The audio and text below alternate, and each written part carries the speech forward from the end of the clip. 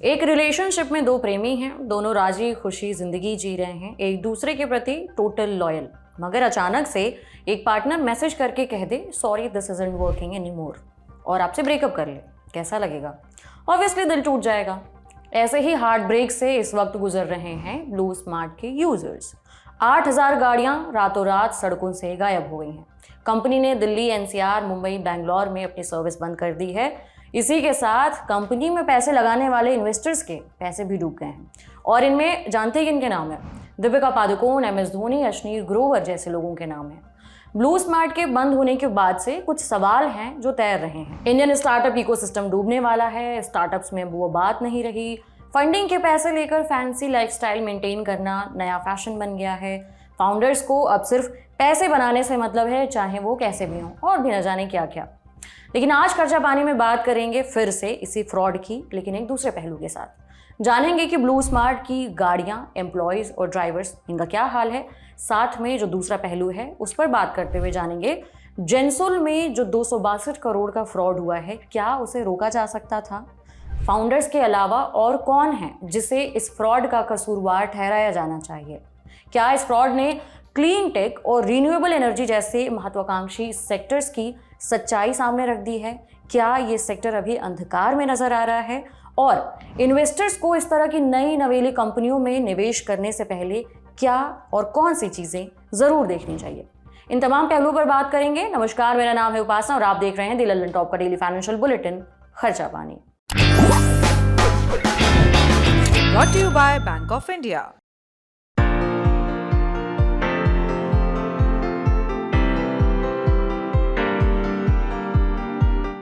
दो 2019 से 2025 कुल 6 साल, इतनी सी उम्र है ब्लू स्मार्ट की। 17 अप्रैल को 2025 में कंपनी ने शटर गिरा दिए, एक मेल गया और सब कुछ बंद। हैरानी की बात यह है कि सब कुछ सही चल रहा था। फाइनेंशियल टाइम्स के मुताबिक ब्लू स्मार्ट का मंथली रेवेन्यू 70 करोड़ था, यानी सालाना आधार पर 840 करोड़ रुपए। कंपनी ने 14 अलग अलग फंडिंग राउंड्स में 168 मिलियन डॉलर की फंडिंग उठाई है और इन्वेस्टर्स की लिस्ट में कई जाने माने नाम हैं। दीपिका पादुकोण, महेंद्र सिंह धोनी, अश्नीर ग्रोवर, संजीव बजाज, रजत गुप्ता और G2 एंजल नेटवर्क जैसे तमाम कई बड़े दिग्गज।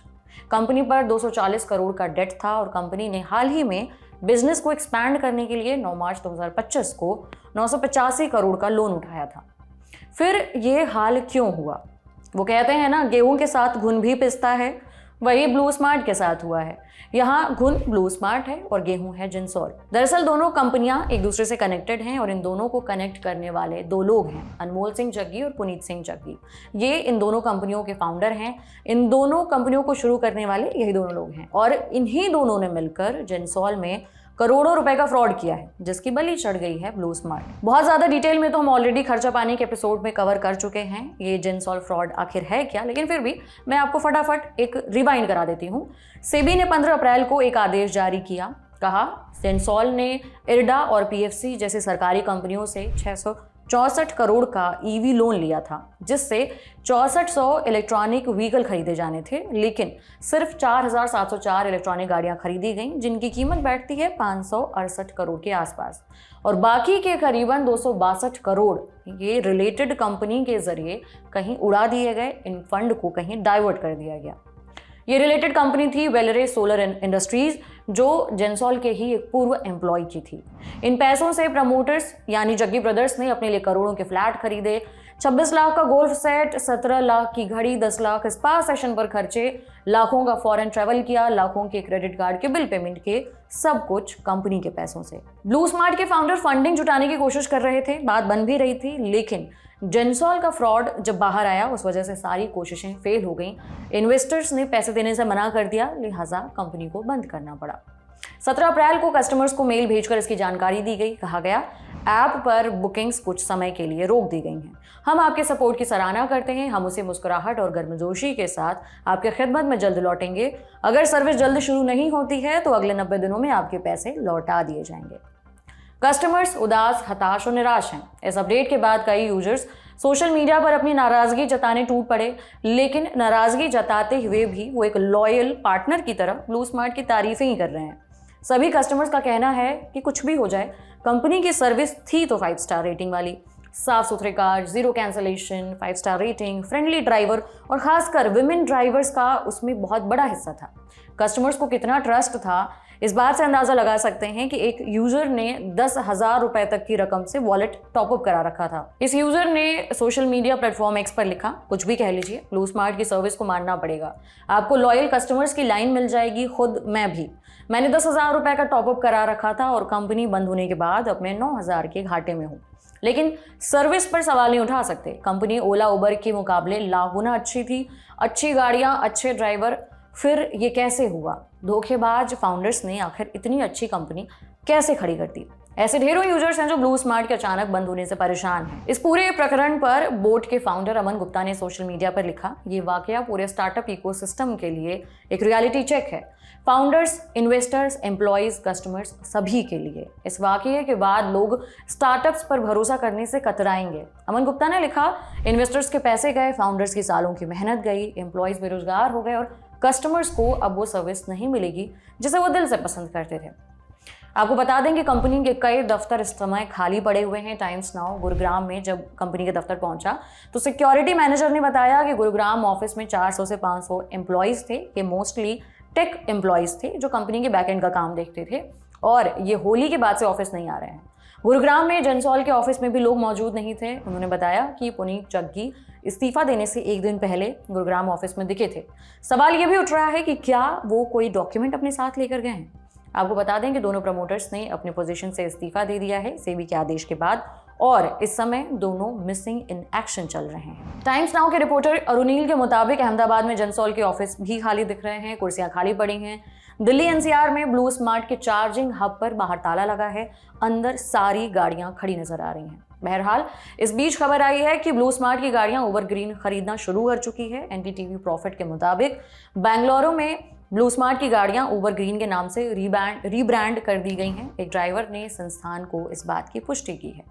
एनडीटीवी प्रॉफिट के मुताबिक ही बेंगलुरु के सर्जपुर में चार्जिंग फैसिलिटी में 200 गाड़ियां इस वक्त खड़ी हैं ब्लू स्मार्ट की। वहां इनकी रीब्रांडिंग का काम हो रहा है। कंपनी के ड्राइवर पार्टनर्स को कहा गया है कि वो अभी कुछ दिनों के लिए बुकिंग ना लें। उनको भेजे गए ईमेल में कहा गया है कि ऑडिट की वजह से ऑपरेशन अगले कुछ दिनों के लिए बंद है। जैसे ही ऑडिट पूरा हो जाता है आपको दोबारा बुला लिया जाएगा और आप कैब बुकिंग फिर से शुरू कर पाएंगे। हालांकि सर्विस कब शुरू होगी इसे लेकर कोई तय तारीख नहीं दी गई है। फिलहाल कंपनी की ओर से कहा गया है कि वो सेबी को जांच में पूरी तरह सहयोग करेगी। अब सेबी जो फाइनल रिपोर्ट देगी उसके बाद मामला और क्लियर होगा कि कहां किससे कितनी चूक हुई है।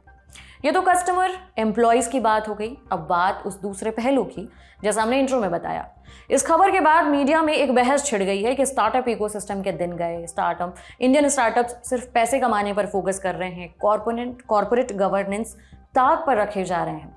बोट वाले अमन गुप्ता ने कहा, नियम कायदे सिर्फ टिक लगाने के लिए नहीं हैं, ये आपके बिजनेस का बेस है। Clean books, timely audits, transparent reporting आपके बिजनेस को टिकाऊ बनाते हैं, सस्टेनेबल बनाते हैं। लेकिन एक सवाल उठता है कि क्या इस पूरे प्रकरण में सिर्फ फाउंडर्स ही कसूरवार हैं? जवाब है नहीं। इन्वेस्टर्स, ऑडिटर्स और बोर्ड और इंडिपेंडेंट डायरेक्टर्स ये सभी इक्वली गिल्टी हैं। जैक स्मिथ के साथ 1996 में मिलकर हॉटमेल बनाने वाले सबीर भाटिया ने भी कहा, सारे फाउंडर्स को एक ही चश्मे से देखना गलत है। ब्लू स्मार्ट एक प्राइवेट कंपनी थी, लेकिन जो इसकी पेरेंट कंपनी थी, जो इसे फाइनेंस करती थी, जनसॉल, जिसके पैसों में हेरफेर हुआ है, वो एक लिस्टेड कंपनी है। लिस्टेड कंपनियों पर नियम कानूनों का पालन करने की एक्स्ट्रा जिम्मेदारी होती है, जिसे इंश्योर करने के लिए ही ऑडिटर्स, रेगुलेटर्स होते हैं।